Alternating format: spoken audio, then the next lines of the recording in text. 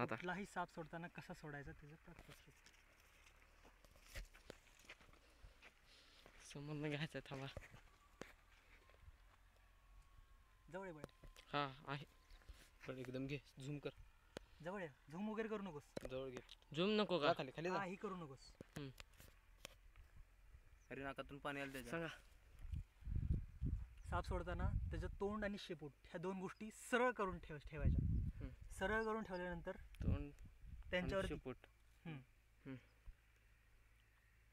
दोन्ही वेळेस एकदम सोडून द्यायच्या आणि बाजूला व्हायचं. तू कशाला मागे झालास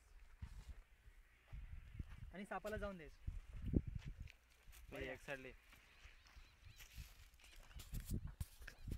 परत जायचं कंटेनर. इकडे बसल्याची माणसं इकडे जायला जाऊ द्या त्याला. जाते कुठं